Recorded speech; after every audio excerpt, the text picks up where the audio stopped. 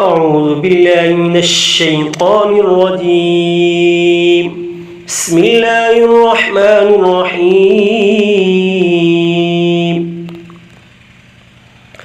ياسين والقرآن الحكيم إنك لمن المرسلين على صراط مستقيم تنزيل العزيز الرحيم لتنذر قوما ما أنذر آباؤهم فهم غافلون لقد حق القول على أكثرهم فهم لا يؤمنون إنا جعلنا في أعناقهم أغلالا فهي إلى الأذقان فهم مقمحون وجعلنا من بين أيديهم سدا ومن خلفهم سدا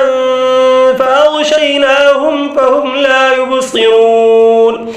وسواء عليهم أأنذرتهم أم لم تنذرهم لا يؤمنون إنما تنذر من اتبع الذكر وخشي الرحمن بالغيب فبشره بمغفرة وأجر كريم إنا نحن نحيي الموتى ونكتب ما قدموا وآثارهم وكل شيء أحصيناه في إمام مبين واضرب لهم مثلا أصحاب القرية إذ جاءها المرسلون إذا أرسلنا إليهم اثنين فكذبوهما فعززنا بثالث فقالوا إنا إليكم مرسلون قالوا ما أنتم إلا بشر مثلنا وما أنزل الرحمن من شيء إن أنتم إلا تكذبون قالوا ربنا يعلم إنا إليكم لمرسلون وما علينا إلا البلاغ المبين قالوا إنا تطيرنا بكم لئن لم تنتهوا لنرجمنكم وليمسنكم منا عذاب أليم قالوا طائركم معكم أئن ذكرتم بل أنتم قوم مسرفون وجاء من أقصى المدينة رجل يسعى قال يا قوم اتبعوا المرسلين اتبعوا من لا يسألكم أجرا وهم مهتدون وما لي لا أعبد الذي فطرني وإليه ترجعون أتخذ من دونه آلهة إن يردني الرحمن بضر لا تغن عني شفاعتهم شيئا ولا ينقذون إني إذا لفي ضلال مبين إني آمنت بربكم فاسمعون قيل ادخل الجنة قال يا ليت قومي يعلمون بما غفر لي ربي وجعلني من المكرمين وما أنزلنا على قومه من بعده من جند من السماء وما كنا منزلين إن كانت إلا صيحة واحدة فإذا هم خامدون يا حسرة على العباد ما يأتيهم من رسول إلا كانوا به يستهزئون ألم يروا كم أهلكنا قبلهم من القرون أنهم إليهم لا يرجعون وإن كل لما جميع لدينا محضرون وآية لهم الأرض الميتة أحييناها وأخرجنا منها حبا فمنه يأكلون وجعلنا فيها جنات من نخيل وأعناب وفجرنا فيها من العيون ليأكلوا من ثمره وما عملته أيديهم أفلا يشكرون سبحان الذي خلق الأزواج كلها مما تنبت الأرض ومن أنفسهم ومما لا يعلمون وآية لهم الليل نسلخ منه النهار فإذا هم مظلمون والشمس تجري لمستقر لها ذلك تقدير العزيز العليم والقمر قدرناه منازل حتى عاد كالعرجون القديم لا الشمس ينبغي لها أن تدرك القمر ولا الليل سابق النهار وكل في فلك يسبحون وآية لهم أنا حملنا ذريتهم في الفلك المشحون وخلقنا لهم من مثله ما يركبون وإن نشأ نغرقهم فلا صريخ لهم ولا هم ينقذون إلا رحمة منا ومتاعا إلى حين وإذا قيل لهم اتقوا ما بين أيديكم وما خلفكم لعلكم ترحمون وما تأتيهم من آية من آيات ربهم إلا كانوا عنها معرضين وإذا قيل لهم أنفقوا مما رزقكم الله قال الذين كفروا للذين آمنوا أنطعم من لو يشاء الله أطعمه إن أنتم إلا في ضلال مبين ويقولون متى هذا الوعد إن كنتم صادقين ما ينظرون إلا صيحة واحدة تأخذهم وهم يخصمون فلا يستطيعون توصية ولا إلى أهلهم يرجعون ونفخ بالصور فإذا هم من الأجداث إلى ربهم ينسلون قالوا يا ويلنا من بعثنا من مرقدنا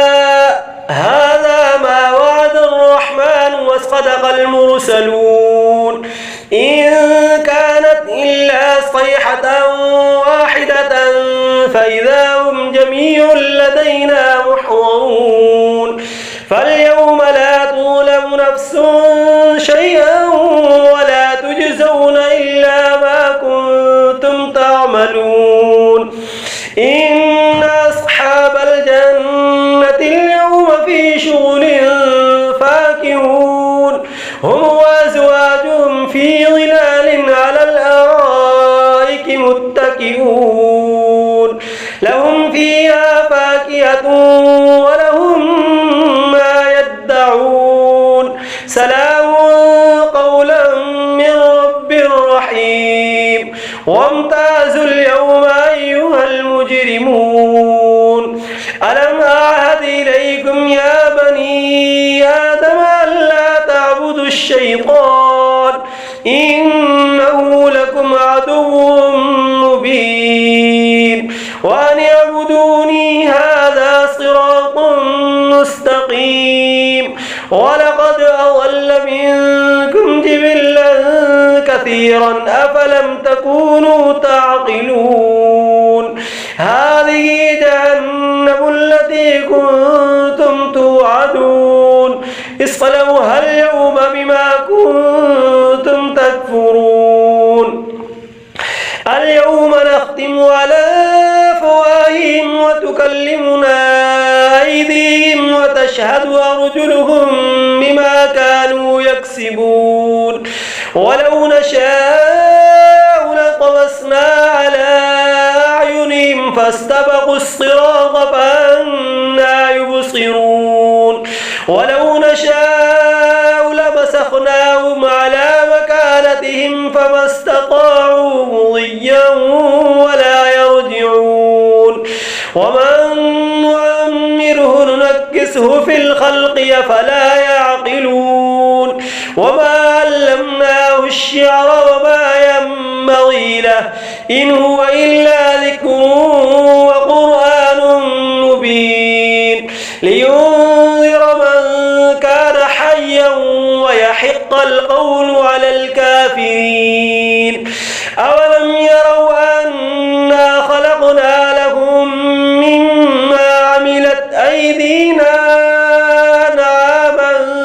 فهم لها مالكون وذللناها لهم فمنها ركوبهم ومنها يأكلون ولهم فيها منافع ومشارب وفلا يشكرون واتخذوا من دون الله آلهة لعلهم ينصرون لا يستطيعون نصرهم وهم لهم جند محضرون فلا يحزنك قولهم إنا نعلم ما يسرون وما يعلنون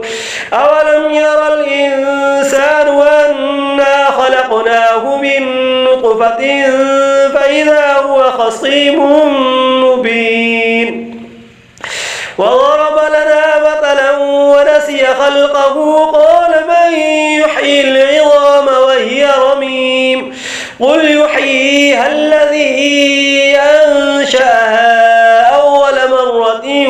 وهو بكل خلق عليم الذي جعل لكم من الشجر الأخضر نارا فإذا أنتم منه توقدون أوليس الذي خلق السماوات والأرض بقادر على أن يخلق مثلهم بلى وهو الخلاق العليم إنما أمره إذا أراد شيئا أن يقول له كن فيكون فسبحان الذي بيده ملكوت كل شيء وإليه ترجعون بسم الله الرحمن الرحيم الرحمن علم القرآن خلق الإنسان علمه البيان الشمس والقمر بحسبان والنجم والشجر يسجدان والسماء رفعها ووضع الميزان ألا تطغوا في الميزان وأقيموا الوزن بالقسط ولا تخسروا الميزان والأرض وضعها للأنام فيها فاكهة والنخل ذات الأكمام والحب ذو العصف والريحان فبأي آلاء ربكما تكذبان خلق الإنسان من صلصال كالفخار وخلق الجان من مارد من نار فبأي آلاء ربكما تكذبان رب المشرقين ورب المغربين فبأي آلاء ربكما تكذبان مرج البحرين يلتقيان بينهما برزخ لا يبغيان فبأي آلاء ربكما تكذبان يخرج منهما اللؤلؤ والمرجان فبأي آلاء ربكما تكذبان وله الجوار المنشآت في البحر كالأعلام فبأي آلاء ربكما تكذبان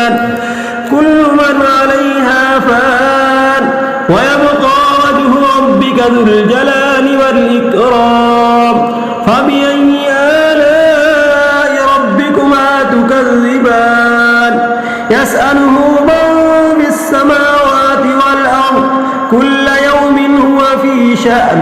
فبأي آلاء ربكما تكذبان سنفرغ لكم أيها الثقلان فبأي آلاء ربكما تكذبان يا معشر الجن والإنس إن استطعتم أن تنفذوا من أقطار السماوات والأرض فانفذوا لا تنفذون إلا بسلطان فبأي آلاء ربكما تكذبان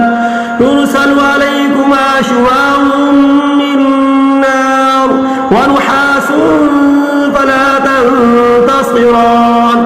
فبأي آلاء ربكما تكذبان فإذا انشقت السماء فكانت وردة كالدهان فبأي آلاء ربكما تكذبان فيومئذ لا يسأل عن ذنبه إنس ولا جان فبأي آلاء ربكما تكذبان يعرف المجرمون بسيماهم فيؤخذ بالنواصي والأقدام فبأي آلاء ربكما تكذبان هذه جهنم التي يكذب بها المجرمون يطوفون بينها وبين حميم آن فبأي آلاء ربكما تكذبان ولمن خاف مقام ربه جنتان فبأي آلاء ربكما تكذبان ذواتا أفنان فبأي آلاء ربكما تكذبان فيهما عينان تجريان فبأي آلاء ربكما تكذبان فيهما من كل فاكهة زوجان فبأي آلاء ربكما تكذبان متكئين على فرش مطائنها من استبرق وجنى الجنتين دان فبأي آلاء ربكما تكذبان فيهن قاصرات الطرف لم يطمثهن إنس قبلهم ولا جان فبأي آلاء ربكما تكذبان كأنهن الياقوت والمرجان فبأي آلاء ربكما تكذبان هل جزاء الإحسان إلا الإحسان فبأي آلاء ربكما تكذبان ومن دونهما جنتان فبأي آلاء ربكما تكذبان مدهامتان فبأي آلاء ربكما تكذبان فيهما عينان نضاختان فبأي آلاء ربكما تكذبان فيهما فاكهة ونخل ورمان فبأي آلاء ربكما تكذبان فيهن خيرات حسان فبأي آلاء ربكما تكذبان حور مقصورات في الخيام فبأي آلاء ربكما تكذبان لم يطمثهن إنس قبلهم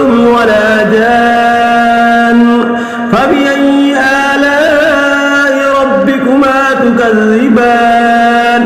متكئين على رفرف خضر وعبقري حسان فبأي آلاء ربكما تكذبان تبارك اسم ربك ذي الجلال والإكرام بسم الله الرحمن الرحيم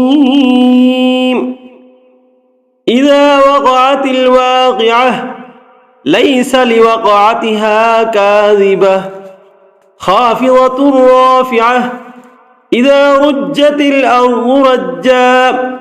وبست الجبال بسا فكانت هباء منبثا وكنتم أزواجا ثلاثة فأصحاب الميمنة ما أصحاب الميمنة وأصحاب المشأمة ما أصحاب المشأمة والسابقون السابقون أولئك المقربون في جنات النعيم ثلة من الأولين وقليل من الآخرين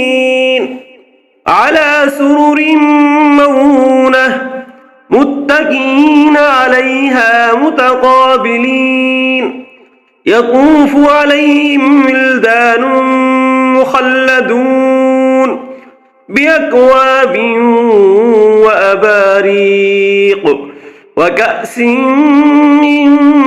معين لا يصدعون عنها ولا ينزفون وفاكهة مما يتخيرون ولحم طير مما يشتهون وحور عين كأمثال اللؤلؤ المكنون جزاء بما كانوا يعملون لا يسمعون فيها لغوا ولا تأثيما إلا قيلا سلاما سلاما وأصحاب اليمين ما أصحاب اليمين في سدر مخضود وطلح منضود وظل ممدود وماء مسكوب وفاكهة كثيرة لا مقطوعة ولا ممنوعة وفرش مرفوعة إنا أنشأناهن إنشاء فجعلناهن أبكارا عربا أترابا لأصحاب اليمين ثلة من الأولين وثلة من الآخرين وأصحاب الشمال ما أصحاب الشمال في سموم وحميم وظل من يحموم لا بارد ولا كريم إنهم كانوا قبل ذلك مترفين وكانوا يصرون على الحنث العظيم وكانوا يقولون أئذا متنا وكنا ترابا وعظاما أئنا لمبعوثون أوآباؤنا الأولون قل إن الأولين والآخرين لمجموعون إلى ميقات يوم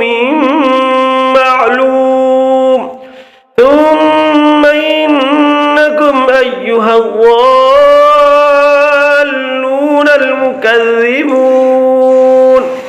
لآكلون من شجر من زقوم فمالئون منها البطون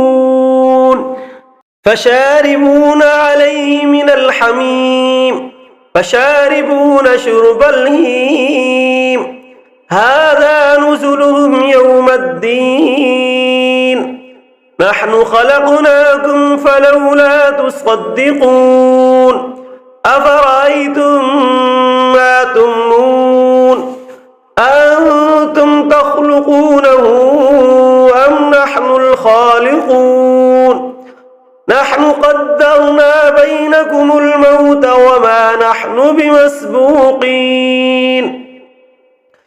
على أن نبدل أمثالكم وننشئكم فيما لا تعلمون ولقد علمتم النشأة الأولى فلولا تذكرون أفرأيتم ما تحرثون أأنتم تزرعونه أم نحن الزارعون لو نشاء لجعلناه حطاما فظلتم تفكرون إنا لمغرمون بل نحن محرومون أفرأيتم الماء الذي تشربون أأنتم أنزلتموه من المزن أم نحن المنزلون لو نشاء جعلناه أجاجا فلولا تشكرون أفرأيتم النار التي تورون أأنتم أنشأتم شجرتها أم نحن المنشئون نحن جعلناها تذكرة ومتاعا للمقوين فسبح باسم ربك العظيم فلا أقسم بمواقع النجوم وإنه لقسم لو تعلمون عظيم إنه لقرآن كريم في كتاب مكنون لا يمسه إلا المطهرون تنزيل من رب العالمين أفبهذا الحديث أنتم مدهنون وتجعلون رزقكم أنكم تكذبون فلولا إذا بلغت الحلقوم وأنتم حينئذ تنظرون ونحن أقرب إليه منكم ولكن لا تبصرون فلولا إن كنتم غير مدينين ترجعونها إن كنتم صادقين فأما إن كان من المقربين فروح وريحان وجنة نعيم وأما إن كان من أصحاب اليمين فسلام لك من أصحاب اليمين وأما إن كان من المكذبين الضالين فنزل من حميم وتصلية جحيم إن هذا لهو حق اليقين فسبح باسم ربك العظيم. بسم الله الرحمن الرحيم. تبارك الذي بيده الملك وهو على كل شيء قدير الذي خلق الموت والحياة ليبلوكم أيكم أحسن عملا وهو العزيز الغفور الذي خلق 7 سماوات طباقا ما ترى في خلق الرحمن من تفاوت فارجع البصر هل ترى من فطور ثم ارجع البصر كرتين ينقلب إليك البصر خاسئا وهو حسير ولقد زينا السماء الدنيا بمصابيح وجعلناها رجوما للشياطين وأعتدنا لهم عذاب السعير وللذين كفروا بربهم عذاب جهنم وبئس المصير إذا ألقوا فيها سمعوا لها شهيقا وهي تفور تكاد تميز من الغيظ كلما ألقي فيها فوج سألهم خزنتها ألم يأتكم نذير قالوا بلى قد جاءنا نذير فكذبنا وقلنا ما نزل الله من شيء إن أنتم إلا في ضلال كبير وقالوا لو كنا نسمع أو نعقل ما كنا في أصحاب السعير فاعترفوا بذنبهم فسحقا لأصحاب السعير إن الذين يخشون ربهم بالغيب لهم مغفرة وأجر كبير وأسروا قولكم أو اجهروا به إنه عليم بذات الصدور ألا يعلم من خلق وهو اللطيف الخبير هو الذي جعل لكم الأرض ذلولا فامشوا في مناكبها وكلوا من رزقه وإليه النشور أمنتم من في السماء أن يخسف بكم الأرض فإذا هي تمور أم أمنتم من في السماء أن يرسل عليكم حاصبا فستعلمون كيف نذير ولقد كذب الذين من قبلهم فكيف كان نكير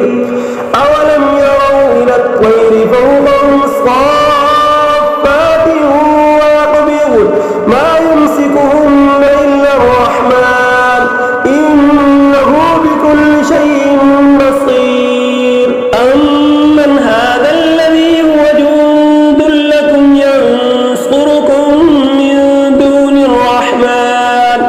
إن الكافرون إلا في غرور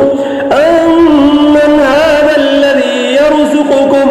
إن أمسك رزقه بل لجوا في عتو ونفور أفمن يمشي مكبا على وجهه أهدى أمن يمشي سويا على صراط مستقيم قل هو الذي أنشأكم وجعل لكم السمع والأبصار والأفئدة قليلا ما تشكرون قل هو الذي ذراكم في الأرض وإليه تحشرون ويقولون متى هذا الوعد إن كنتم صادقين قل إنما العلم عند الله وإنما أنا نذير مبين فلا